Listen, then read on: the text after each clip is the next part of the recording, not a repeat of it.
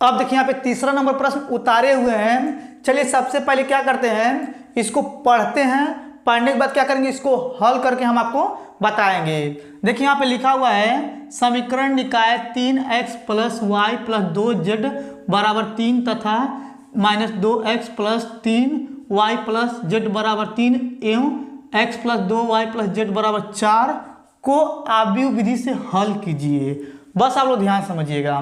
देखिए यहाँ पे सबसे पहले क्या करेंगे, लिखेंगे हल। ठीक है, अब देखिए यहाँ पे हल लिखने के बाद ये जो दिया गया इसको पहले उतारेंगे। तो यहाँ पे लिखेंगे 3x + y + 2z बराबर हो जाएगा 3।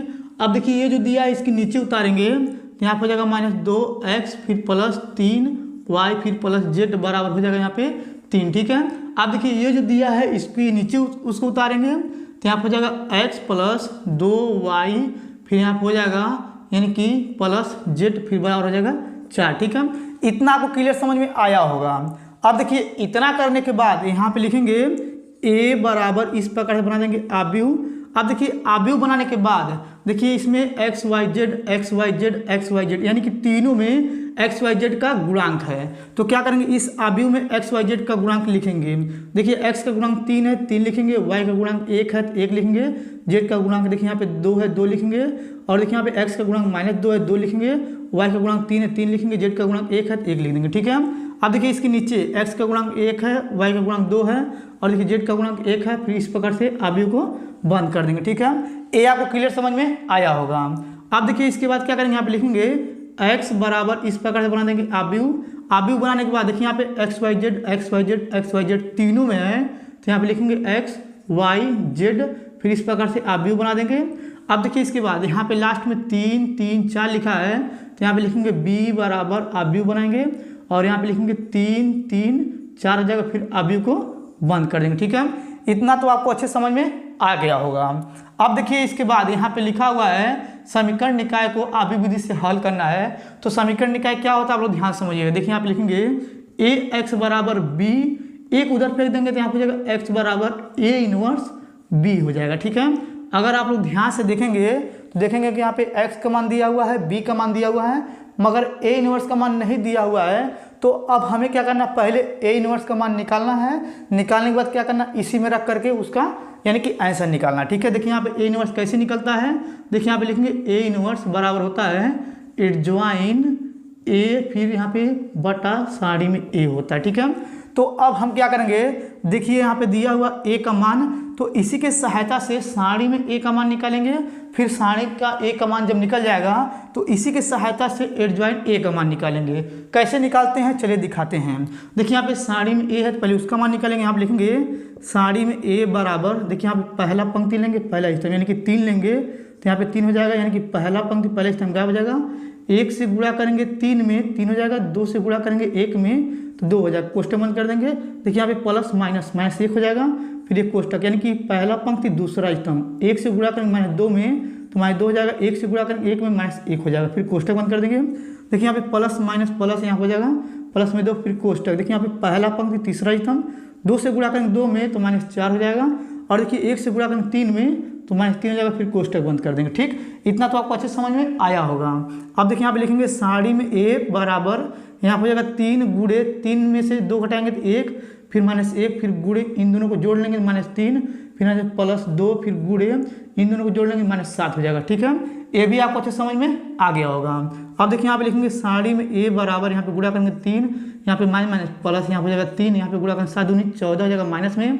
अब देखिए आप लिखेंगे साड़ी में a बराबर, अब इसके बाद करेंगे इसको जोड़ेंगे तो 6 फिर यहाँ हो जाएगा -14, इसको घटाएंगे तो साड़ी में a बराबर आ जाएगा -8। ठीक है, इतना तो आपको क्लियर समझ में आ गया होगा। अब देखिए इतना करने के बाद बस आप लोग ध्यान से समझिएगा। अब देखिए अगर इसके नीचे हम हल करेंगे तो आपको अच्छे से पूरा नहीं हटेगा, नहीं दिखेगा। तो चलिए इसके आगे क्या करते हैं इधर बताते हैं, बस आप लोग ध्यान से समझिएगा। अब देखिए इसके बाद इसको पहले मिटाएंगे और देखिए यहाँ पे लिखेंगे उपसारिक, देखिए यहाँ पे लिख रहे हैं उपसारिक। ठीक, अब देखिए उपसारिक कैसे निकालते हैं, जो दिया हुआ a का मान इसी की सहायता से निकालेंगे। तो देखिए यहाँ पे लिखेंगे m11, यहाँ हो जाएगा m12, फिर यहाँ हो जाएगा m13। ठीक है, फिर इसके नीचे लिखेंगे m21, फिर यहाँ हो जाएगा m22, फिर यहाँ हो जाएगा m यानी कि 23, फिर इसके नीचे लिखेंगे तो यहाँ पे आ जाएगा m 31, फिर बराबर हो जाएगा m यहाँ पे जाएगा 32, फिर यहाँ पे बराबर m 33 हो जाएगा। ठीक है, इतना तो आपको अच्छे समझ में आ रहा होगा। अब देखिए इसके बाद यहाँ पे क्या करेंगे, m11 का मतलब ये होता है m11 है, m12 है, m13 है, m21 है, m22 है, m23 है, m31 है, m32 है, m33 है। तो यानी कि m11 निकालेंगे तो m11 ये है, तो पहला पंक्ति पहले स्तंभ क्या हो जाएगा, 1 से गुणा करेंगे 3 में तो 3 आएगा, और देखिए 2 से गुणा करेंगे 1 में तो 2 आएगा, इसको घटाएंगे तो 1 आ गया। ठीक है, अब देखिए इसके बाद पहला पंक्ति दूसरा स्तंभ, देखिए यहाँ पे पहला पंक्ति दूसरा स्तंभ, यानी कि ये वाला गायब और ये वाला गायब, 1 से गुणा करेंगे -2 में तो यहाँ पे आ जाएगा -2। ठीक है, और 1 से गुणा करेंगे 1 में तो यहाँ पे हो जाएगा -1, इसको जोड़ लेंगे -3 आ जाएगा। ठीक है, अब देखिए इसके बाद यहाँ पे पहला पंक्ति तीसरा स्तंभ, यानी कि पहला पंक्ति तीसरा स्तंभ गायब हो जाएगा, 2 से गुणा करेंगे 2 में तो यहाँ हो जाएगा -4, और देखिए यहाँ पे 1 से गुणा करेंगे 3 में तो यहाँ हो जाएगा -3, इसको जोड़ लेंगे -7 आ जाएगा। ठीक है, अब देखिए इतना करने के बाद बस आप लोग ध्यान समझिएगा। अब देखिए यहाँ पे लिखा हुआ m21, यानी कि दूसरा पंक्ति पहला स्तंभ, देखिए यहाँ पे दूसरा पंक्ति पहला स्तंभ क्या हो जाएगा, 1 से गुणा करेंगे 1 में तो 1 आएगा, 2 से गुणा करेंगे 2 में तो यहाँ पे 4 आ जाएगा, तो घटा देंगे -3 आ जाएगा। ठीक है, अब देखिए यहाँ पे दूसरा पंक्ति दूसरा स्तंभ, देखिए यहाँ पे दूसरा पंक्ति दूसरा स्तंभ, 1 से गुणा करेंगे यहाँ पे 3 में तो यहाँ हो जाएगा 3, और देखिए 1 से गुणा करेंगे 2 में तो यहाँ हो जाएगा -2 घटाएंगे तो 1 आ जाएगा। ठीक है, अब देखिए यहाँ पे दूसरा पंक्ति तीसरा स्तंभ, देखिए यहाँ पे दूसरा पंक्ति तीसरा स्तंभ, यहाँ पे देखिए 2 से गुणा करेंगे 3 में तो यहाँ पे आ जाएगा 6। ठीक है, यानी कि ये गायब हुआ था, ये 2 6 हो गया, 1 से गुणा करेंगे 1 में तो यहाँ पे जाएगा 1 घटाएंगे तो 5 आ जाएगा। ठीक है, ये भी आपको अच्छे समझ में आ रहा होगा। अब देखिए यहाँ पे यानी कि तीसरा पंक्ति पहला स्तंभ, देखिए यहाँ पे यानी कि m31 का मतलब होता है तीसरा पंक्ति पहला स्तंभ, 1 से गुणा करेंगे 1 में तो 1 आएगा, 3 से गुणा करेंगे 2 में तो 6 आएगा, घटाएंगे तो -5 हो जाएगा। ठीक है, अब देखिए यहाँ पे m32 यानी कि तीसरा पंक्ति दूसरा स्तंभ, यहाँ पे देखिए 1 से गुणा करेंगे 3 में तो यहाँ हो जाएगा 3, और देखिए यहाँ पे क्या करेंगे 2 से गुणा करेंगे 2 में तो 2 दूनी 4, और देखिए यहाँ पे ऑलरेडी प्लस हो जाएगा, यहाँ पे 4 जोड़ेंगे 7 आ जाएगा। ठीक है, अब देखिए यहाँ पे m33 यानी कि तीसरा पंक्ति तीसरा स्तंभ, देखिए 3 से गुणा करेंगे 3 में तो यहाँ हो जाएगा 9। ठीक है, यानी कि ये गायब हो गया था, 3 3 का 9, इसी से गुणा करेंगे -2 हो जाएगा तो में प्लस जोड़ेंगे तो 11 आ जाएगा। ठीक है, ये आपको अच्छे समझ में आ गया होगा। अब देखिए उपसारणी निकल गया है, अब क्या करेंगे, यानी कि इसी को क्या करेंगे सहखंड में बदलेंगे। देखिए यहाँ पे लिखेंगे सहखंड। ठीक है, देखिए यहाँ पे लिखेंगे सहखंड। अब देखिए यहाँ पे लिखेंगे a11 बराबर a12 बराबर, यहाँ पे लिखेंगे a13 बराबर, इसके नीचे लिखेंगे a21 बराबर a22 बराबर, यहाँ पे जाएगा a23 बराबर, इसके नीचे लिखेंगे a31 बराबर, यहाँ पे जाएगा a32 बराबर, यहाँ पे जाएगा a33 बराबर। ठीक है, अब देखिए इसके बाद ऐसे चलता है प्लस माइनस प्लस, ऐसे चलता है, तो ये देखिए प्लस है तो प्लस में ही आएगा, और देखिए यहाँ पे माइनस है, माइनस चिन्ह बदल जाएगा, और देखिए यहाँ प्लस आएगा तो प्लस माइनस 7 होता है, यहाँ पे माइनस चिन्ह बदल जाएगा, और यहाँ प्लस है प्लस में आएगा, यहाँ पे देखिए माइनस आएगा तो यहाँ पे प्लस में माइनस में आ जाएगा। ठीक है, और देखिए यहाँ पे ये प्लस में होता है, ये माइनस में 5 आएगा, और यहाँ पे माइनस होता है -7 हो जाएगा, ये प्लस में होता है प्लस में हो जाएगा। ठीक है, इतना आपको क्लियर समझ में आ गया होगा। अब देखिए इसके बाद यहाँ पे लिखेंगे a बराबर, इस प्रकार से बना देंगे आव्यूह, और यहाँ पे देखिए लिखेंगे 1, यहाँ पे हो जाएगा 3, फिर यहाँ हो जाएगा -7, फिर यहाँ पे हो जाएगा 3, फिर यहाँ हो जाएगा 1, फिर यहाँ हो जाएगा -5, फिर यहाँ पे लिखेंगे -5, फिर यहाँ हो जाएगा -7, फिर 11 हो जाएगा। इस प्रकार से आव्यूह को बंद कर देंगे। ठीक है, ये भी आपको अच्छे समझ में आ गया होगा। अब देखिए ये जो a बराबर आया है, क्या करेंगे, इसी को हम यानी कि a का यानी कि परिवर्त करेंगे। देखिए यहाँ पे लिखेंगे a का परिवर्त करेंगे तो पंक्ति जो है स्तंभ बदल जाएगा, यानी कि ये जो पंक्ति स्तंभ में आ जाएगा तो 1 हो जाएगा, 3 हो जाएगा, यहाँ पे हो जाएगा -7, और देखिए यहाँ पे हो जाएगा 3 1 -5 हो जाएगा, और देखिए यहाँ पे -5 हो जाएगा, और यहाँ पे हो जाएगा -7, और यहाँ पे हो जाएगा 11। ठीक है, ये देखिए पंक्ति को स्तंभ में बदल दिए हैं, इस पंक्ति को ऐसे बदल दिए हैं, इस पंक्ति को ऐसे बदल दिए, इस पंक्ति को ऐसे बदल दिए। ठीक है, ये आपको अच्छे समझ में आ गया होगा। अब देखिए जो a का परिवर्त है यही आपका एडजॉइन a का मान है। ठीक है, ये आपको पता होगा। अब देखिए इसके नीचे अगर हल करें तो आपको नहीं दिखेगा, तो चलिए इधर का मिटा कर क्या करते हैं, इसके आगे हम बताते हैं, बस आप लोग ध्यान से समझिएगा। अब देखिए इधर का मिटा दिए हुए हैं, अब चलिए इसके आगे इधर बताते हैं, बस आप लोग ध्यान से समझिएगा। अब देखिए यहाँ पे साड़ी में a का मान -8 आया था, और एडजॉइन a का मान ये आया था। अब हम क्या करेंगे, इसी दोनों की सहायता से a इनवर्स का मान निकालेंगे। कैसे निकालेंगे आप लोग ध्यान समझिएगा। देखिए यहाँ होता है a इनवर्स बराबर एडजॉइन ए, फिर यहाँ पे होता है बटा साड़ी में ए होता है, ठीक है। अब देखिए इसके बाद क्या करेंगे, यहाँ पे देखिए साड़ी में ए का मान क्या दिया है, -8 दिया है, तो इसको लिखेंगे 1/-8 हो जाएगा। फिर इस प्रकार से बना देंगे आप व्यू, ठीक है। अब देखिए एडजॉइन ए का मान जो है ये है, जो ए का परिवार था यही आपका एडजॉइन ए का मान है, तो इसको लिखेंगे। यहाँ हो जाएगा 1 3 -7 हो जाएगा। फिर यहाँ पे लिखेंगे 3 1, फिर यहाँ हो जाएगा -5, फिर देखिए यहाँ पे लिखेंगे -5, फिर -7 हो जाएगा। फिर देखिए यहाँ पे लिखेंगे 11, ठीक है। आपको ये अच्छे समझ में आ गया होगा। देखिए यहाँ पे ए का यानी कि जो ए इनवर्स का मान था ये निकल चुका है।